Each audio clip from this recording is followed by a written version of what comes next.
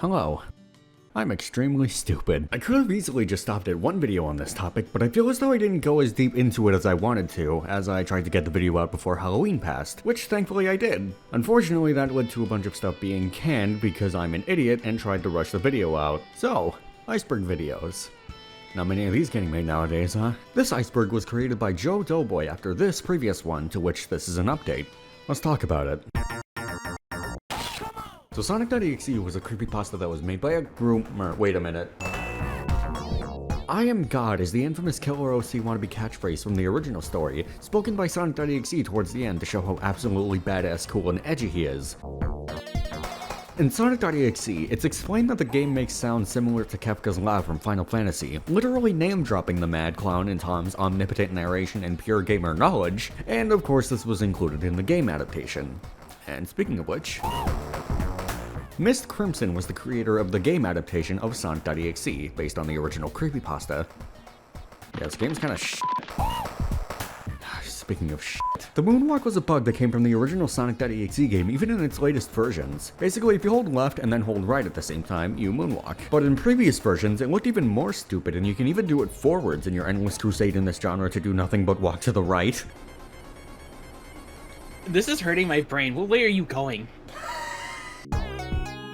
In the Sonic.exe game, you can find various Easter eggs across all the different versions. In version 666, there is a spinning Doge, and in the prior versions, what would normally be an Easter egg is instead replaced by a troll face saying there's nothing here and to go away. In version 7, however, the last version released, walking backwards at certain points in the game takes you to a secret level that does nothing but make you walk to the right some more. There's also a secret ending, obtained by getting all the black rings after beating the secret levels, at which point you can play as Sonic. And again, some shitty new lore implying that Sonic is possessed or something. I don't care, man. Q Sawamura is a composer who in 2012 created the infamous Hill Act 1 theme, which I believe was first used in the Sonic.exe game, based on its description from the original story. They also ended up creating the OST for the 2023 remake of Sonic.exe, which I think is pretty cool. Wait, that's not on here? I guess I should fix that. Sonic 2011 was a remake of the original Sonic.exe game, created by Joe Doughboy in 2023, and is basically exactly what you would expect. It's almost as one-to-one to the story as the original game was, which is unfortunate because that means more walking to the right. God damn it!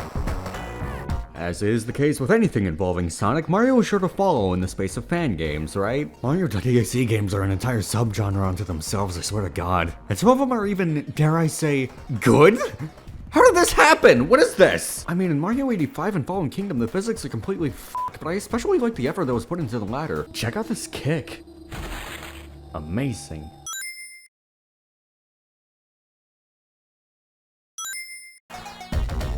The Sunky series, created by Looney Dude on Game Jolt, was a collection of games parodying the Sonic series, and two of them just so happen to be based on Sonic.exe and Sally.exe. And although I would say he gained enough notoriety to be put in versus Sonic.exe, everybody and their mother's OCs was slapped on that shit. It's not a hype bar at all. Yep, he sure is.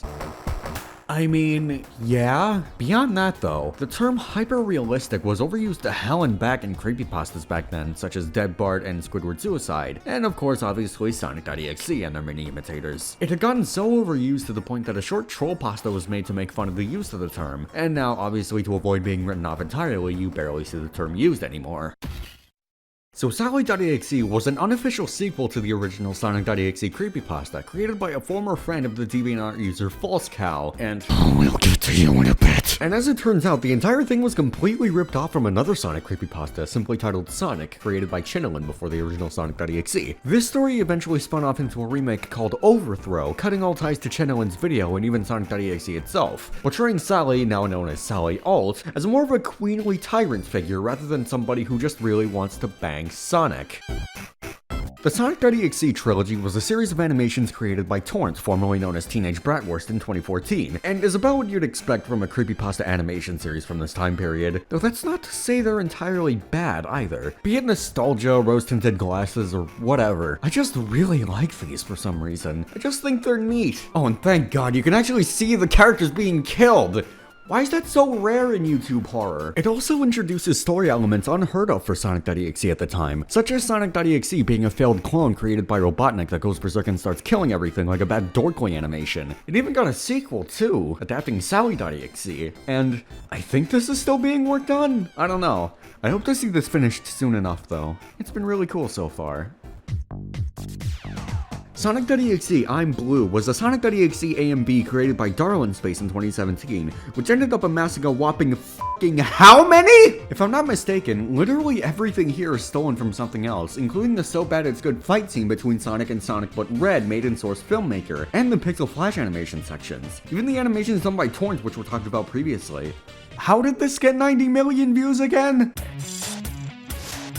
Sonic.exe, also known as Sonic Editable ROM, was an EXE game created by Cloudy Jolt and Kawa16 on Game Jolt in 2022, and was one of the major catalysts for Sonic.exe's resurgence alongside the FNF mod. God, if only we knew any better. Cynicism aside, this game is shockingly really well put together. Completely original sprite art and everything, actual platforming, sections with new characters who unfortunately don't seem to be able to do anything different to Sonic. Some of that classic analog horror style and Eggman's death scene, it's got it all. Unfortunately, in this community's effort to never do anything right ever, the game as it was in 2022 was cancelled, and is now being made into a prequel to the original game by Kawa, and I wish them luck on that if the original game is anything to go by, but I won't exactly be holding my breath for it either. After the resurgence of Sonic.exe spurred by the FNF mod and the fan games that started to come around, we as a society decided to collectively regress back to 2015 and make more OCs of Sonic.exe than once existed OCs of Jeff the Killer. And good lord, are all of these terrible. Look at this f***ing thing. This was originally supposed to be a scary Knuckles. But what about this thing that ended up becoming the real deal after Jace the Hyena happened? And okay, I kinda like this one. During the surge of creepypasta-related content after stories like Sonic.exe, Ben Drowned, and whatever lost episodes were popular around 2012 to 2016, everybody and their mother threw their hat into the ring of creating walking simulators of their favorite games, including Mario, Aladdin, Toy Story, the latter two being given 2 sequels. Why? I also choose to believe that Luna game was a byproduct of Sonic.exe, because it just has that kind of energy, you know? Jesus Christ, this was 7 years ago. During a specific time period between 2016 and 2019, I want to say, there was an influx of videos pertaining to people taking calls from fictional characters at 3 AM and having them arrive at their houses, popularized by YouTubers such as Derv, NNA Productions, I'm J Station, and Guava Juice, formerly of Wasabi Productions. There's also one other channel I'd like to associate with this trend, that being Arcade Craniacs, mostly because their videos are jokes, and I find it really funny that their content is so similar to what they're parodying, and until their friend in a mascot costume starts, What do you want? What are you doing? Why are you twerking? yeah, that. It's genuinely hard to tell if it's a joke or not. And of course, based on that clip, rest assured there are certainly videos of this variety based on Sonic.exe, and they are exactly what you would expect. You guys, right now we're hiding from Sonic.exe because he literally sent me. After last year's video regarding this subject, I realized I hadn't put enough time into explaining what this even was. And for good reason, because you know what this mod is by now, I'm sure. But I need to put into words just how the scale of this mod was. So to start, Friday Night Funkin' was a rhythm game made for a Ludum Dare Game Jam in 2020. It obviously f***ing exploded in popularity and gave birth to My Every Waking Nightmare. About a year later, Versus Sonic.exe happened, and when World War III happens, we will have it to blame for it, I'm sure. Version 1, it was bad, but everybody ate it up because we didn't know any better. Version 2, it was bad, but everybody ate it up because we didn't know any better. Version 3? Are you seeing a pattern here? Simply put, in this music-based game modification by people who got their start in their respective communities by making music, there is simply no good music beyond like 4 or 5 exceptions. Now that may sound like a lot until you realize the game has over 100 songs associated with it! The majority of which were put in the bin unless they were made by Sturm, in which case they were given later purpose in his own mod called Hit Single. Pretty good mod, but it inspired Jeffy's endless ethos, so I'll never be able to forgive him. And did I mention that there were supposed to be DLCs and and side mods, such as the deleted files update and parallax. And did I also mention that the deleted files was a stretch goal for a charity fundraiser to prevent the exploitation of children after the JC incident? And did I also mention that this fundraiser raised $4,000? Oh, better yet, how about the fact that both this fundraiser and its other iterations barely had any of their goals fulfilled, which I'm pretty sure is illegal? Jesus Christ, I'm taking fucking crazy pills here. So what even were the contents of vs Sonic.exe? Simply put, too much. I would have liked to cover everything put into this mod and absolutely trash in every last inch of it, believe you me, but good lord, do you really think I have the time to talk about all the 100 or so characters that were planned and or scrapped from this? And that's including the side mods. Like, what else do you want me to say about this thing that hasn't been said already? Come on. All I'll say regarding the scope of this mod is that, Jesus Christ, how did the developers not see its downfall coming earlier with the amount of shit that was being crammed into this? Everybody and their dogs' OCs were being slapped into here, and dear God, some of them even had songs made. Are these songs good?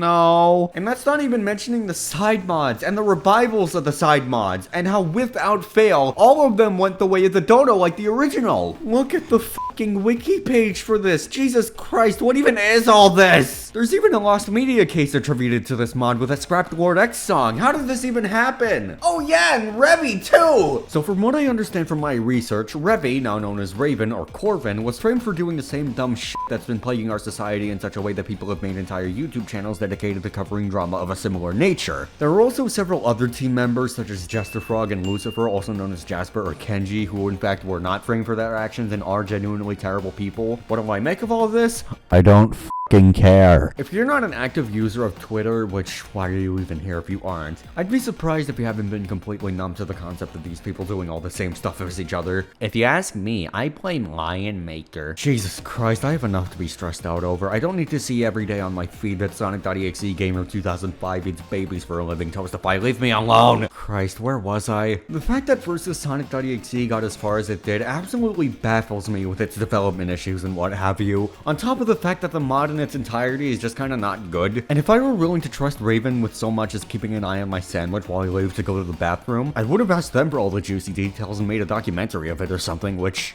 come to think of it, how is that not a thing yet? Either way, before I move on from this topic and never talk about this mod again, I just want to pay my respects to Divide, an artist for the mod who unfortunately passed away from cancer during the development of version 2. Rest in peace, man. Wish I could have gotten to know you better when I had the chance. Moving on.